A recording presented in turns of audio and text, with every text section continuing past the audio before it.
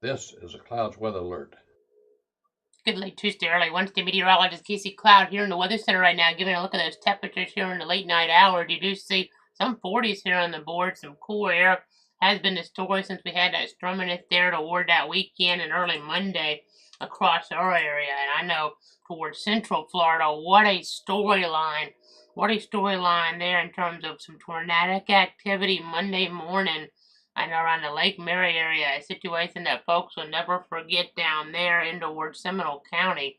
And I think it's a good time right now just to remind you of some tornado safety tips here because it's a scenario where unfortunately major severe weather is going to be expected as we get toward the center of the country here toward the weekend period. You know, late week and the weekend is when the focus is really going to come into play here with things. So we really need to be mindful of the overall situation, need to be really mindful of things. So when there's a tornado watch in play, you want to stay tuned for the latest and charge.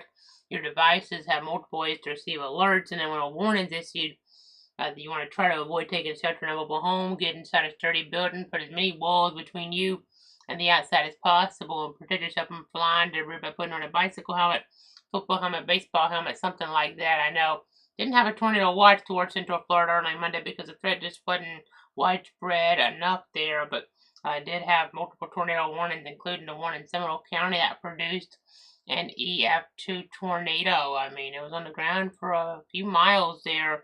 An unforgettable situation for sure for those folks there toward the area north of Orlando.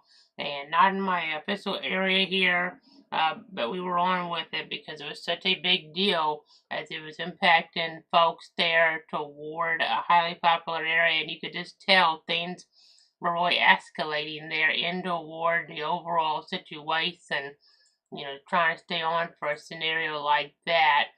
Because unlike Hurricane Milton, we had to be on for hours and hours. You know, with our landfall coverage, we ran a long radar stream with the tornado threat to the south in that. But with this, we had some severe weather warnings. But we were with you guys every step of the way with that tornadic situation there. And even though it's outside of our area, outside of our 62 counties that we officially cover, and I'll go ahead and put that map up now.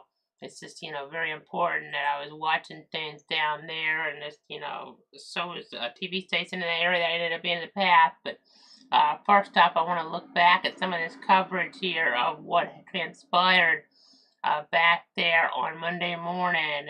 Some of my coverage here, the situation. And first off, here's a look at how the parameters they were coming into play. But I think we are starting to get some more rotation in Central Florida, which quite honestly may be the bigger story, even though it's not even in our area.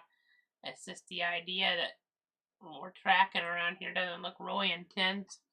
In Duval County, west of I-4, now we're starting to see a, reorganization of the rotation, I think, in a pretty favorable environment.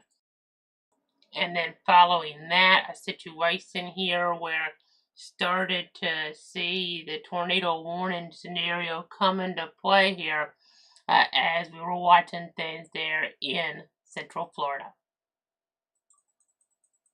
We may end up getting a debris signature in the Melbourne radar if it gets tight enough. This is a pretty significant looking signature. I mean, by the time you see a debris signature on it, it means it's already touched down. Heathrow to Lake Mary. This could be headed in that direction. Very highly popular area, and that's where at least one of the TV stations is down there in Lake Mary in Central Florida. So they need to be, really, really watching this as them. I know they are, but as we're tracking this, and that's WOFL TV there, the Fox affiliates in Lake Mary. So I know following that, then the situation really became more real as I was looking at the tornadic activity there actually coming into fruition live behind the scenes toward that area there at that TV station in Lake Mary. That's a cause for a big concern. I think I'm looking here, and I don't generally do this, but I know right idea where the TV station is. I think they have debris on the broadcast. Oh my goodness.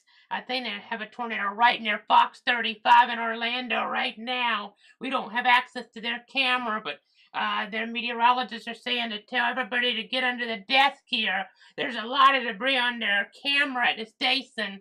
They're in the debris zone there. I don't generally, but a tornado right maybe near and over Fox 35. I mean, what an incredible situation in such a terrible way. I mean, again, we were looking down here into towards Central Florida. You see Orlando here.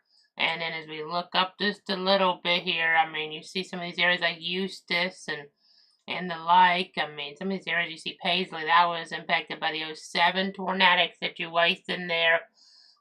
We had so many fatalities. I know toward Seminole County, it was apparently the first EF2 or F2 type of tornado or stronger since 1998, and a terrible tornado outbreak that can't claim many lives there. In a very sad situation there. Back in the year of 1998. Luckily, nobody there hurt too bad or losing their life in this situation. I know that advance warning coming out there from the Weather Service, and just, not just that, but the warnings previous, Roy helping to tell that story in this type of situation. I mean, just something that folks are never going to forget. And the debris signature, it was very apparent on the Doppler radar as we look back a little bit more at our coverage there from Monday morning as the situation was just rapidly evolving. As we're looking at things, but again, oh my goodness, oh gosh, look at that debris signature. Just crazy to see that debris signature there, obviously. As we were looking at things, I mean, it was over 5,000 feet on that frame after not seeing it because it takes a little bit for that debris to register. That's kind of alluding to it, all of that there. And there's a terminal radar that was still in the rotation, the velocity's tightening up, but for where the other radar is at in Melbourne, not the airport radar in Orlando that shows the tighten velocities, really obvious there. The Melbourne radar showed it too to some degree, but it's a situation where that has the product where you can see the debris, and that means that scan's higher up, so it takes a little longer to be able to know exactly what's happening over that way. But what a situation that folks are never going to forget down there in Central Florida. What a great job there also by that local station. I can't say their coverage on here, obviously, but Fox 35 in Orlando, their meteorologist there, Brooks Garner, Roy, just guiding folks through that, telling the anchors to get under the desk and the like there. Really harrowing situation. But as we go ahead and look at our local weather, I know as we get toward early on March 14th here, a lunar eclipse will be the story. Let's hope the clouds aren't in the way. They could be. So we'll be watching for that here. Also, a rocket launch, a manned rocket launch scheduled for later on this Wednesday here.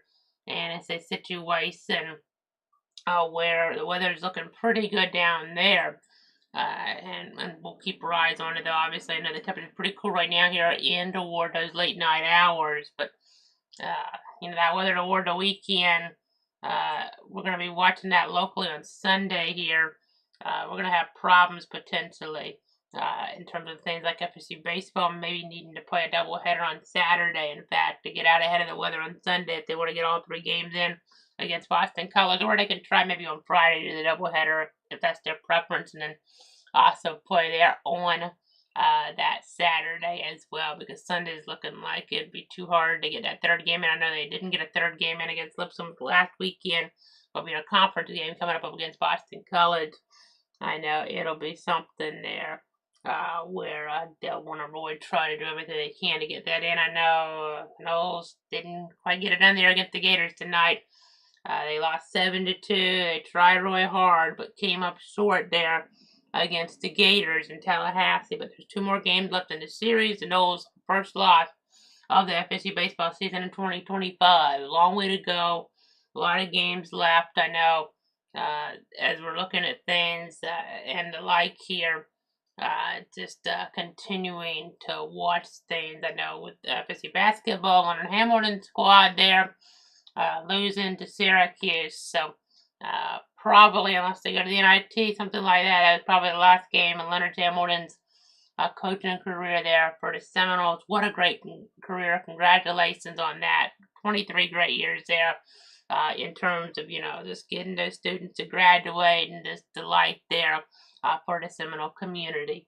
As we go ahead and look here now, though, at more information, I know, let's go ahead and say those tornado safety tips here again now, because I think it's really, really important to reiterate all this. This is going to be a nasty situation here coming on up, a nasty, nasty weather outbreak here as we're looking toward the center of the country and then later on toward our area. Now, some of those latest outlooks are just coming out, so I have it in another mode to say there's just so many days of threats here. You to see in the more live mode, so we're just going to do this and share the screen here in a moment with the latest from the Storm Prediction Center website, because there's just, there's literally 5 days of outlooks to get through here, and some of them might duplicate a point here, so just bear with me as I'll explain this to you guys. But there's a lot going on.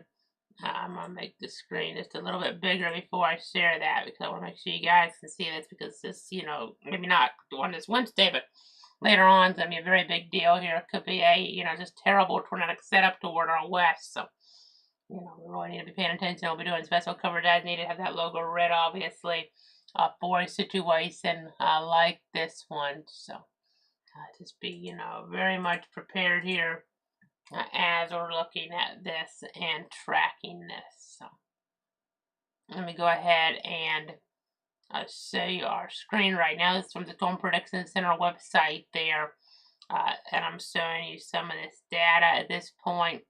So I'm going to go ahead and say the tornado risk of 2% here on this Wednesday as we're tracking things, as we continue to give you guys the very latest here in terms of wind. Well, that's 15%. As we're looking towards some of the areas in northeast Texas and southeast southeast Oklahoma and western Arkansas and northwest Louisiana. And then the hail risk, that would be the more significant one there on that Wednesday. It could be, bigger in size there in some of these areas from about Dallas east, about Shreveport and north. So Roy watching all of that, obviously. And then as we get toward the period there on that Thursday, we do have a low and severe risk here, even toward areas there in southeast Alabama and central Alabama for tornadoes, but for wind that gets into our area now for that Thursday. It was showing that on the day 3, but obviously now that shifts to the day 2, and hail as well, and areas there western parts of the southwest Georgia communities. Now day 3 is probably a duplicate here, and it is, so that's gonna not be updated there yet, but this will be day 4. That's gonna be a Friday here, Friday night, and we could have a major outbreak there in that orange zone, especially as we're tracking things, as we're monitoring things there. You see Greenville, Mississippi, Little Rock, Arkansas, Memphis, Tennessee, Jackson, Tennessee. Of course, you have Cape Girardeau, Missouri in here, over toward the Paducah area in Kentucky, and then back up north, you have other areas in Missouri like St. Louis. And then you have even Springfield and Norway. So what a big deal this will be. And even in the yellow areas could be problems here as well. And this could change. Then your next day's outlook. This will be your Saturday outlook. A big deal even in our southwest Georgia counties potentially. But up to Atlanta, over there through around Birmingham. Yeah, Montgomery, Huntsville in there too. Mobile at the coast. It's going to be a big deal more than likely. That 30% that far out. Not something you see that often. Has happened before and sometimes recently, but some of those haven't verified as well, but generally you don't get that many, situations where these type of risks don't verify. So this could be a big problem here. It could have strong tornadoes, talking about EF2 or stronger tornadoes, in a number of communities. Got to be weather aware here. Could be even EF3 or EF4 type situations at times. And when I mean that, I mean something pretty bad. So let me go ahead and see what I'm talking about here with the EF scale. There's kind of a look at that as we're tracking things. EF3, EF4, we're talking about potentially devastating tornado damage. I know we haven't had a EF5 tornado in the U.S. in over a decade officially here as we're looking at things. And hopefully the drought of that continues, because we do not want EF5 tornadoes around, obviously, because those, are like that Moore tornado and the Joplin tornado. You just remember those for a lifetime because they're just so horrific in nature. But then let's go ahead and say now the lingering risk here as we get back toward the east. You see, for that Sunday, this is why I say FSU baseball and the like will need to play earlier on. I don't want to play that third game on Sunday. Probably it's going to be too nasty out there. Overall, with that risk in play, tornado watches could be in play, across our area there. And even though you don't see Stark Gainesville in this officially, doesn't mean we couldn't have some severe weather. So it's a little bit lower, but it's definitely here as we're looking over towards Stark Gainesville and Jacksonville on that Sunday night. Maybe lingering into early Monday. So what a period of nasty weather conditions as we're tracking things here in toward the weather center. So again, really paying attention to all this here. Just trying to keep you up to date. Rainfall risk here, you see heavier downpours as we get toward, our area possibility, as you see. That's a half inch over the next 7 days around Stark, probably in Jacksonville. I mean, it's something where we do still, in some cases, need rain, but that's why you flood warning for a river, not toward the Big Bend. So, a little more rain out there as you get up toward Alabama and Tennessee, parts of Georgia, parts of Kentucky. I know some more rain up there. You see 3+ inches in some of these areas of Tennessee and Georgia, North Georgia, North Alabama especially. I know you can go to clutter.com/radar for an interactive look at things, whether on the air or not. Something that's really helpful. Of course, we're in Bradford County. We're always on for any tornado warning storm, and the 62 counties like we have been for the last 5+ years. It's always, my commitment to keep you guys safe. Of course, we'll be on for national stuff as needed as well, or something like what we saw, regional per se toward and state, as we saw towards Seminole County Monday morning. But always on there, Facebook, Twitter, /X, YouTube, Twitch. Of course, clutter.com has all those links available. And just keeping you guys up to date. Of course, we run for the Jefferson County tornado warning last week, and then early morning hours, and just a little bit later on in the morning on that Monday, Putnam County, that tornado warning that was in effect for a bit there, including the community of Palatka there. Didn't really have anything verified from what I've seen, but still, you always gotta stay weather aware in these type of circumstances here. So always important to stay safe in case things do develop here on us. I mean, we definitely had things verified in Seminole County. Situation those folks are never going to forget there toward Lake Mary. Some of those areas there, Kiowa Springs and the like. So let's go ahead and keep moving along here though, and now take you over to this fog safety tips, because I know I'm going to have some of that thread around. Just make sure you're slowing down and you're giving yourself extra time to reach your destination. It's time change. I know some of you guys may be a little bit, tired or the like, but gotta make sure your vehicle is as visible as possible to other vehicles by using your low beam headlights, and leave plenty of room between you and the vehicle in front of you.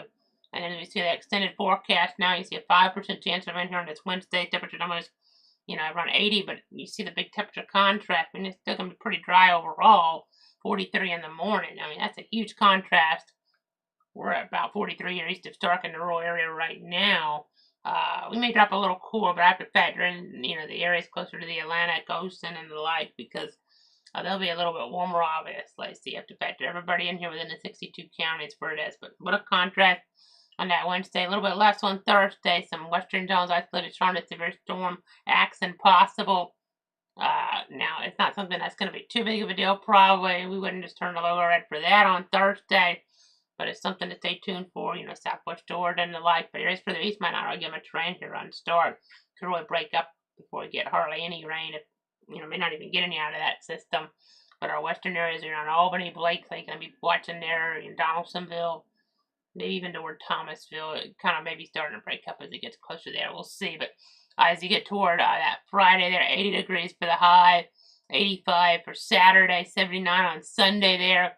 70% chance of running against strong to severe storms expected, and some of that could linger in eastern areas even as late as early Monday. So I know that's in the word St. Patrick's Day. But by, later on in the day, it's going to be okay pretty much here as we're looking at things, as we're tracking the situation. That's good news. That's good news overall. But I know that's Election Sunday. Hopefully it's not a situation where, that Selection So on CBS for the men's college basketball tournament. The NCAA tournament, hopefully it's not being interrupted in some markets, because we could, very well have that situation arise where it could be very, important for folks to be on the air there, the meteorologists. As it could be a situation where it's a matter of protecting life and property. So, Saturday could be even more so toward Birmingham and some of those areas there, Tuscaloosa, Mobile, Montgomery, maybe even, Meridian, Mississippi there, Hattiesburg, Mississippi, Biloxi. Could be other areas too, don't get me wrong, but really concerned, maybe even toward Atlanta, Georgia on that Saturday here. I know we had that terrible tornado years ago. They hit the Georgia Dome during that basketball game. Is that time of year right now. So that'll be up in Tennessee this year in Nashville. Still a threat up there, a little lower, but gotta be paying attention. Saturday they're up in that area more. But as you look here toward Monday, you see 69 for the high. But by Tuesday, starting to warm back up. But it'd be pretty nice. Kind of up and down pattern continues. Those overall lows here, below average and above average and back to below average. Again, the pattern, you can kind of see the rain comes in as we look towards Sunday, and then we have, those big temperature departures as we look ahead. So, what a storyline there. It's going to be active, very active for sure. And it's always important to stay on top of things here in the Weather Center. So, that's pretty much do it here for tonight, I think. It's continuing to give you guys the very latest, obviously, here on the situation. It's just, all about protecting you, your friends, your family here. Let me go ahead and pull back up our other mode. You can see the temperatures here right now. It's around 2 a.m. when I'm doing this update here for those of you watching live. You would know that, of course, but as you're maybe watching on demand, this is, the idea of things at that point, because it's going to be warming up so much during the day, as you saw there in the forecast. So that's to pretty much do it for now. Let me see if there's any questions or comments for those watching live. I'll go ahead and check here. I'll go ahead and check some of my different sources to see. Don't see anything, but again, thanks so much for tuning in and trusting me. Have a great night. I know it's going to be pretty active. We have to break in some point Thursday there, but bigger concerns arise toward that National Threat Friday, Saturday, and back. Local late Saturday and Sunday. I'm talking about very late Saturday, probably after midnight, but we'll see, because that outlook went to 8 a.m. If you were wondering why some of the Georgia was in that. That could be overnight, but in the morning, afternoon, evening, possibly even lingering in early Monday or eastern counties.